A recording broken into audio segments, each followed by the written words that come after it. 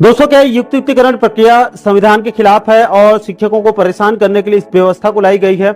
इसको लेकर एक बड़ा खुलासा हुआ है। इसी महत्वपूर्ण मुद्दे के बारे में हम इस वीडियो के अंदर विस्तार पूर्वक समझने वाले हैं। नमस्कार दोस्तों, मैं हूं आपका दोस्त लोकेश साहू और आप देख रहे हैं लोकेश साहू यूट्यूब चैनल। आप सभी दर्शकों का हमारे इस यूट्यूब परिवार में बहुत बहुत स्वागत है।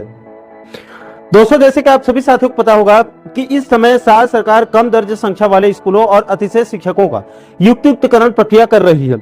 हालांकि दोस्तों, इस युक्तिकरण प्रक्रिया में कई विसंगति देखने को मिल रही है, जिसको लेकर प्रदेश के 23 से भी अधिक शिक्षक संगठनों का साझा मंच के द्वारा इसका कड़ा विरोध किया जा रहा है। और साथ ही साथ इसको लेकर डीएड संघ और स्कूल सफाई कर्मचारी संघ के साथ साथ विपक्ष की तरफ से यानी कि कांग्रेस पार्टी की तरफ से भी कड़ा विरोध प्रदर्शन देखने को मिल रहा है। और इसी कड़ी में अब कई शिक्षक धीरे धीरे बिलासपुर हाईकोर्ट का दरवाजा भी खटखटाते दिख रहे हैं, जिसके हर जरूरी अपडेट को, पल पल की अपडेट को आप लोगों को वीडियो के माध्यम से बताते हुए आ रहे हैं।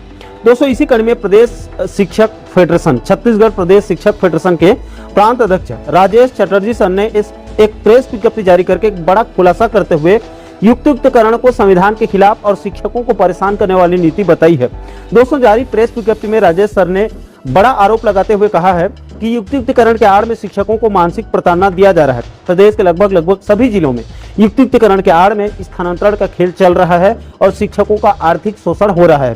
फेडरेशन का कहना है कि भारत के संविधान के अनुच्छेद 309 के अधीन छत्तीसगढ़ के राज्यपाल के नाम से तथा आदेश अनुसार समय समय पर प्रकाशित शिक्षा विभाग के सेवा भर्ती तथा पदोन्नति नियमों में यानी कि छत्तीसगढ़ के राजपत्र के अनुसूची 1 में कलेक्टर और अनुविभागीय अधिकारी यानी कि एसडीएम नियुक्ति प्राधिकारी नहीं है, यानी कि शिक्षक समुदाय का ये अधिकारी लोग नियोक्ता नहीं है। इसके अलावा छत्तीसगढ़ स्कूल शिक्षा भर्ती नियम यानी कि छत्तीसगढ़ के राजपत्र के नियम 6 में भर्ती के तरीका में चयन, सीधी भर्ती, पदोन्नति, स्थानांतरण या प्रतिनियुक्ति और संविलियन का उल्लेख है। इसी सेवा भर्ती नियमों के अनुसूची 1 के नियम 5 में नियुक्ति प्राधिकारी अर्थात नियोक्ता का उल्लेख है। उस अनुसूची में कलेक्टर या फिर अनुविभागीय अधिकारी का उल्लेख नहीं है और युक्तिकरण प्रक्रिया स्थानांतरण यानी कि ट्रांसफर के अंतर्गत आता है, क्योंकि इसमें एक कर्मचारी को एक स्थान से दूसरे स्थान भेजा जा रहा है। और नियमों के मुताबिक जिला विकास खंड स्तरीय युक्तिकरण समिति में नियुक्ति प्राधिकारी विभागीय अधिकारी के अलावा किसी अन्य को अध्यक्ष बनाया जाना असंवैधानिक है।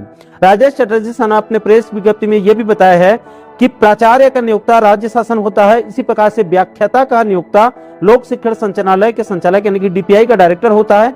इसी प्रकार से प्रधान पाठक पूर्व माध्यमिक और शिक्षक का नियोक्ता संयुक्त संचालक यानी कि संभाग का जेडी होता है। और प्रधान पाठक प्राथमिक शाला तथा सहायक शिक्षक का नियोक्ता जिला शिक्षा अधिकारी यानी कि डीओ होता है। यानी कि कायदे से युक्तिकरण करने का अधिकार इन नियोक्ता अधिकारी को होना चाहिए, लेकिन युक्तिकरण का अधिकार कलेक्टर और एसडीएम को दे दिया गया है, जो कि नियम के बिल्कुल विपरीत है। इसी को इस प्रेस विज्ञप्ति में आगे कहा गया है कि युक्तिकरण में सेवा संवर्ग पद अनुसार नियुक्ति प्राधिकारी के द्वारा आदेश जारी किया जाना चाहिए था, लेकिन नियुक्ति प्राधिकारी के द्वारा नहीं हुआ है, जो कि सेवा भर्ती नियम का उल्लंघन है।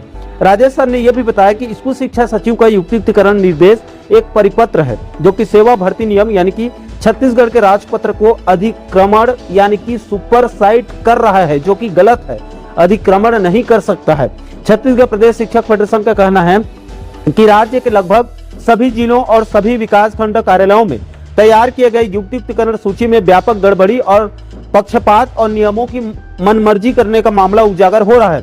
जारी किए जा रहे आदेश एक प्रकार से शिक्षकों को काला पानी की जैसे सजा दिया जा रहा है। इस प्रक्रिया में यहाँ तक कि कैंसर जैसे गंभीर बीमारी, शारीरिक कमजोरी से ग्रसित शिक्षकों को दुर्गम स्थानों में विद्यालयों में भेजकर अमानवीय व्यवहार किया जा रहा है। राजेश सर ने यह भी बताया कि कहीं पर विद्यालयों में कार्यरत शिक्षक संवर्ग की नियुक्ति का आधार विषय के आधार पर अतिशय गणना किया गया है, तो कहीं पर पढ़ाए जा रहे विषय के आधार पर अतिशय चिन्हांकन बीओ ऑफिस के कार्यालय में किया गया है, जिसके कारण से निलंबन की कार्यवाही करना पड़ रहा है।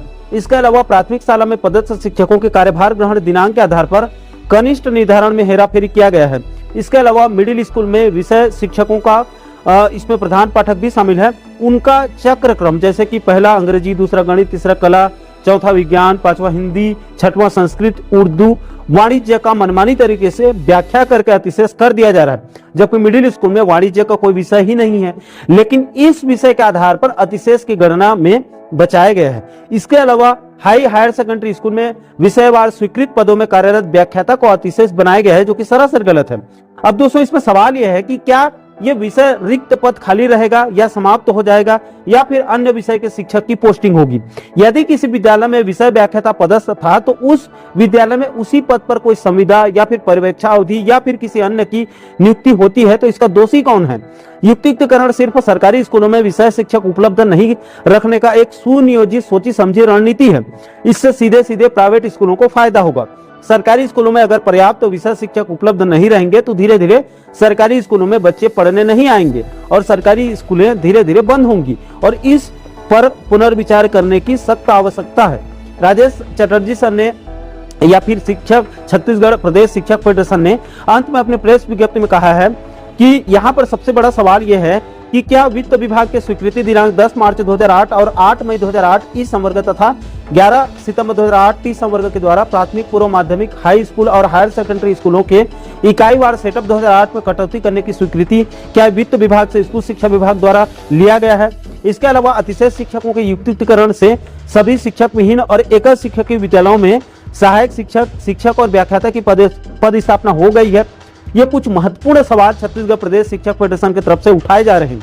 तो दोस्तों दोषपूर्ण युक्तिकरण के कई पहलुओं और कई मुद्दों को लेकर बड़ा खुलासा करते हुए छत्तीसगढ़ शिक्षक फेडरेशन के प्रांत अध्यक्ष राजेश चटर्जी सर ने प्रेस विज्ञप्ति जारी करके बिल्कुल तथ्यों और तर्कों के साथ कई बड़े सवाल उठाए हैं, जिसका स्कूल शिक्षा विभाग के पास अभी तक फिलहाल कोई जवाब नहीं है। इसलिए युक्तिकरण के भी संगतियों पर विभाग के अधिकारियों को सुधार करना चाहिए, अन्यथा इन पहलुओं को अगर कोई बिलासपुर हाईकोर्ट या फिर सुप्रीम कोर्ट में चैलेंज किया जाता है तो निश्चित रूप से स्कूल शिक्षा विभाग और शायद सरकार को लेने के देने पड़ सकते हैं। दोस्तों शासन के कोई भी प्रक्रिया या कोई भी योजना गलत नहीं होती है। अगर उसको सही नियत और सही उद्देश्य के साथ सभी को विश्वास में लेकर अगर किसी काम को किया जाता है तो निश्चित रूप से उसका अच्छा परिणाम निकलता है। लेकिन युक्तिकरण प्रक्रिया शासन द्वारा अपने मनमर्जी से एक तरफा थोपा जा रहा है, जिसके आने वाले दिनों में स्कूल शिक्षा विभाग और राज्य की शिक्षा व्यवस्था दोनों चौपट हो सकता है। इसलिए शायद सरकार को एक बार शिक्षा विभाग से जुड़े बड़े बड़े बुद्धिजीवी लोगों से, जिनको अच्छी जानकारी है, उनसे सलाह मशवरा करके युक्तिकरण प्रक्रिया को आगे बढ़ाना चाहिए। इसी में सभी की भलाई होगी। बाकी दोस्तों इस पूरे मामले को लेकर आप लोगों की क्या राय है? क्या आप शायद सरकार द्वारा एक तरफा किए जा रहे युक्तिकरण प्रक्रिया का समर्थन कर रहे हैं, या फिर आपको भी लगता है कि ये गलत तरीके से किए जा रहे प्रक्रिया है और इसका भारी नुकसान उठाना पड़ेगा? इस पूरे मामले को लेकर, इस पूरे मुद्दे को लेकर आप क्या सोचते हैं, आपकी क्या राय है? नीचे आप लोग कमेंट बॉक्स में अपनी अपनी प्रतिक्रिया आप लोग जरूर साझा कीजिएगा। और दोस्तों आप आगे भी प्रदेश के इसी प्रकार के और भी अन्य और जरूरी महत्वपूर्ण मुद्दों पर आप आगे वीडियो देखना चाहते हैं तो आप हमारे चैनल को जरूर सब्सक्राइब कर लीजिएगा, ताकि आने वाले सभी नए वीडियो का नोटिफिकेशन आप लोगों तक तुरंत पहुंच सके।